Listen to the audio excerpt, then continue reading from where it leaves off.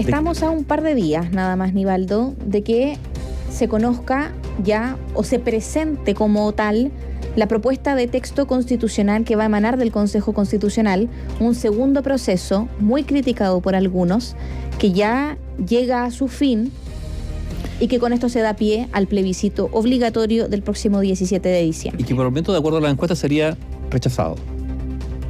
Todavía no conocemos el texto final, ya tenemos los lineamientos gruesos, pero de acuerdo a la encuesta, por ahora habría rechazo, por lo tanto habría una segunda propuesta de constitución que sería rechazada por los chilenos. En ese escenario, ¿qué va a ocurrir? Parece claro que un tercer intento, por lo menos en el breve plazo, no va a haber.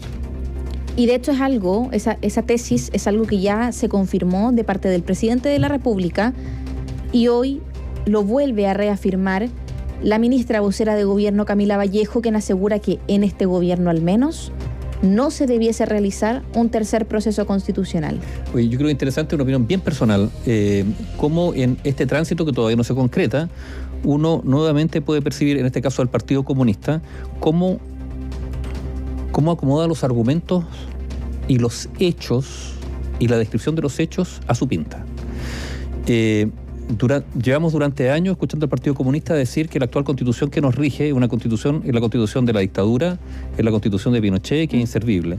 Y ahora, que ya está inclinado, que ya ha resuelto votar rechazo, ahora dice que es una constitución aceptable porque no es la constitución de Pinochet, sino que es la constitución de Lagos. Un cambio de discurso, una voltereta, que es realmente, que denota eso que se le critica al PC, ¿no es cierto? Que lo importante son los fines y no los medios. Y por lo tanto cambiar de argumento, saltarse de un caballo a otro, da exactamente lo mismo. O sea, la constitución rechazada ahora es una constitución aceptable y buena. O sea, durante años construyó un discurso vapuleando el actual texto constitucional, diciendo que no era democrático, y ahora dice que es una buena constitución. A ver, esto es increíble. Declaraciones también del presidente del Partido Comunista, Lautaro Carmona, que afirma exactamente eso. Que no es que se hable de la Constitución del 80, sino que se está hablando de la Constitución de Ricardo Lagos. La verdad, ¿cuánto dicen realmente lo que piensan? Bueno, o cuándo uno le puede creer al político o no. En este caso, al Partido Comunista como tal. Es impresionante. ¿En qué momento de la historia uno le cree y en qué momento no? Y yo insisto que esto, que lo hemos hablado tantas veces, María José, como más allá incluso del PC, ¿no es cierto? Como cuando en la oposición se tiene un discurso y se pasa al gobierno y se cambia de discurso o de prioridades absolutamente, hasta de escala de valores a veces. Cómo esto ha ido desprestigiando la política. O sea, efectivamente restándole credibilidad al quehacer de la política. ¿Por culpa de quién? Bueno, de quienes la están ejerciendo, de los políticos, que son capaces de cambiar argumentos sin arrugarse. Ay, pero esto es increíble. Piensen ustedes por algún momento lo que existía antiguamente cuando los negocios se hacían de acuerdo a la palabra.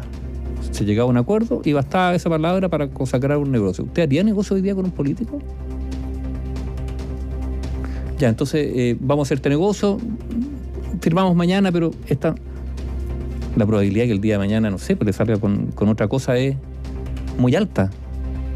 Casi total. Entonces, claro, a veces, con justicia, desde la política se critica muchísimo que a ellos se les vapulea, pero tendrán que reconocer que hacen harto y dejan harto flanco abierto para que se les critique. Por ejemplo, el cambio de discurso, el cambio de los argumentos, de las razones para llamar a la ciudadanía a votar por A, y resulta que pasan un par de meses y esos argumentos ahora cambian absolutamente.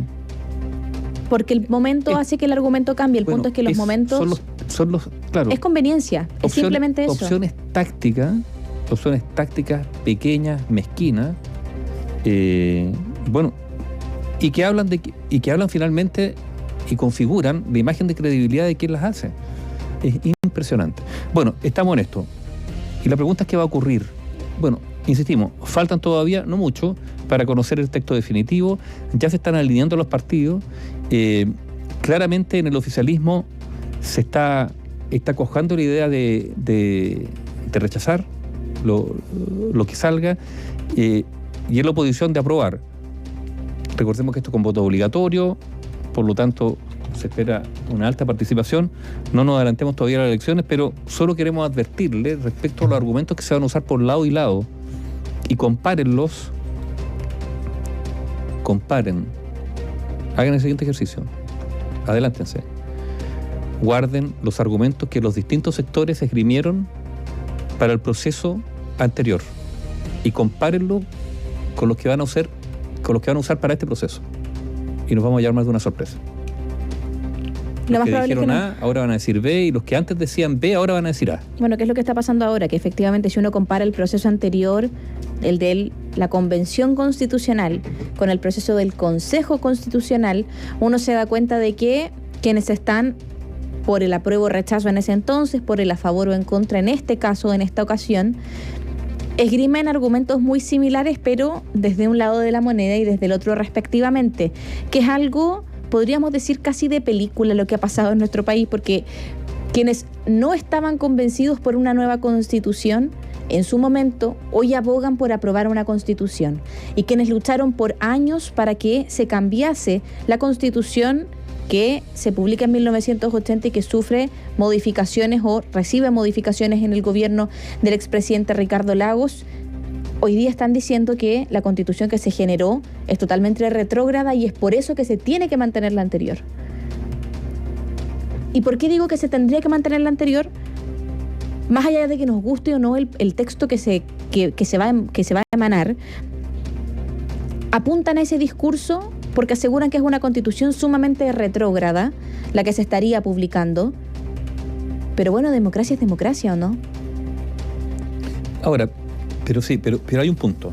La incapacidad, a ver, recordemos que esto se hizo en un ambiente donde el sistema político estaba tambaleando, ¿no es cierto? El acuerdo después de las protestas, etcétera, etcétera.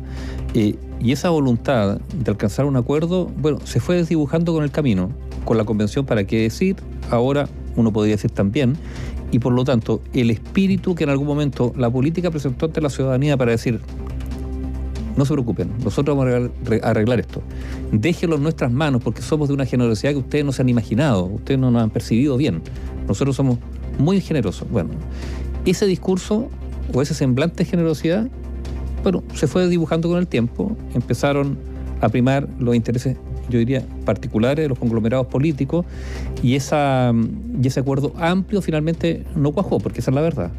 Primaron las mayorías y cada mayoría efectivamente se atrincheró en su mayoría. Y en eso estamos hoy día. El punto es que se ha descartado un tercer proceso. Yo creo que tanto el oficialismo como la oposición, en caso de que el texto se vote en contra en su mayoría, no pasaría absolutamente nada y volveríamos a foja cero. Y ahí la clase política tiene que hacerse una autocrítica gigantesca, porque en su momento, en el contexto del denominado estallido social, porque hoy día la cuestión constitucional cansa, ¿cierto? La gente está aburridísima. Porque había un abuso también había un abuso de la política hacia la ciudadanía. Claro. A ver si, digámoslo, esto de tener al país viviendo en función de estos señores. Si esa es la verdad también, ¿no? Viviendo el país en función de estos señores que a la hora de los... A ver, y después se quejan, digamos, de que no hay actividad parlamentaria. A ver si, por otro lado está eso, ¿no? Se quejan de la sequía legislativa, pero... Sequía legislativa, entonces... Sí, a lo que iba, mucho, ¿no? A lo que iba es que finalmente... demasiado privilegio para finalmente... ¿Qué? En 2019 la gente no estaba con este hastío constitucional. O sea, las votaciones para el plebiscito de entrada fueron muy mayoritarias, un porcentaje altísimo también. Y en el caso cuando se rechaza la propuesta de la extinta convención, también fue muy masivo la votación, considerando aparte el voto obligatorio, entre otros puntos. Pero la cuestión constitucional en su momento sí generó apoyo o interés de gran parte de la ciudadanía. Y hoy están totalmente hastiados de la discusión por lo que ha pasado, porque se le entregó a manos en su momento de sectores que se hacían llamar independientes y no lo fueron, Lista del Pueblo, entre otros, que eran independientes, hablaban de que no formaban parte de la vieja política y se sumaron y aprendieron rapidísimo. Y ahora lo que está pasando con este otro proceso, donde se lo toma el otro lado del péndulo, podríamos decir que el péndulo se fue hacia el otro lado, y pasa algo similar con un texto que para algunos, o sea, de repente uno puede escuchar declaraciones de la centro derecha y todo que hablan y dicen que es un texto de moderación o que es un texto que permite avance, pero por otro lado hay personas que hablan de retrocesos históricos y una constitución retrógrada. Por ende, cuando queríamos generar un texto de consenso con los 12 puntos del acuerdo, ¿se acuerdan de los bordes constitucionales? O sea, todo a la borda. Mira, también, opinión personal. Yo creo que lo que está ocurriendo con esto demuestra algo que va más allá del debate constitucional. Uno tiene la sensación, ojo, puede que esto no se comparta, porque uno tiene la sensación de un país absolutamente empantanado, estancado, lleno de cosas superficiales. Es como esos estanques de aguas muertas que se están pudriendo, además, atención con eso, y que arriba, claro, está lleno de bichos saltando, se reproducen los mosquitos, larvas que flotan, pero el agua no fluye. El agua se está descomponiendo, se está pudriendo. O sea, una imagen, insisto, bien personal. Entonces, estamos llenos de barullo, unos que hablan por aquí, otros que gritan por allá. Imagínense todo lo que ocurrió con lo de Crispi. A ver, un funcionario que está bien, pero la política girando por si un funcionario que tiene que ir, está bien, tiene que rendir cuentas, pero toda la polémica que desarmó por la tosudez de alguien y de su entorno, para no hacer un trámite, yo diría simple, ir a una comisión, decir lo que tiene que decir y listo.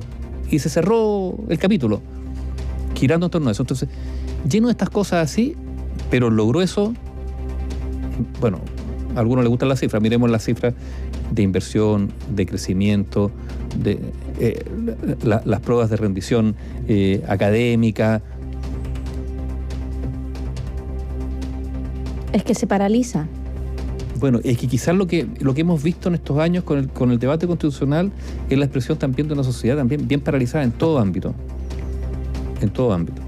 Una sociedad que se paraliza, o una clase política que se paraliza ante la pelea chica. Y que vive de la pelea chica. Y que, o sea, chica minúscula. Porque acá estamos hablando de... Yo no digo que esté bien que Miguel Crispi no haya ido a la comisión. Se le citó, funcionario público, él tendría que haber ido, y las cosas que él no podría responder en su rol de asesor presidencial, no las respondía, y libre de eso. Como muchas veces hay gente que se da, o sea, los mismos parlamentarios, se les pregunta algo, se dan 15 vueltas, no responden nada, o sea... Él no fue. Pero a ver, estamos hablando de 10 años de tener trabada la reforma previsional. ¿Cuánto? Y más quizás. Varios meses ya. Se va a cumplir en marzo, ahora en marzo, un año desde que se rechazó la tributaria. Ojo, incluso la agenda de seguridad que ha avanzado, es cierto, pero... Ministerio de Seguridad... No en relación a lo que se prometió. Hay muchas cosas, se han aprobado cerca de 17, 18 proyectos en materia de seguridad del fast track legislativo, pero quedan muchísimos otros que también están pendientes. Y todo eso se traba por discusiones pequeñas, por quién grita más fuerte, por cuál es el grupo que concita mayor apoyo en una actividad o en un punto de prensa. O sea, cuesta de repente comprender las prioridades. Y aún así se preguntan por qué la gente no confía. O sea, perdón que diga, pero han pasado 4 años y existe una posibilidad de que nos quedemos con la misma constitución que teníamos. Más allá de que nos guste este texto, el que se rechazó, el que tenemos ahora... María José, guinda para la torta. Acaba de haber una elección de un partido que fue un partido importante, clave, digamos, del conglomerado de gobierno que se llama Revolución Democrática. ¿4% votó del padrón? 4% del padrón. El padrón, o sea, hubo gente que hizo el trámite, que se inscribió, o sea, que tenía un compromiso con ese partido. Vota el 4%. Entonces uno dice, ¿a quién representa usted? O sea, ¿de qué está hablando? ¿O en nombre de quién está hablando? La política de los amigos también se expresa en las votaciones internas de los partidos.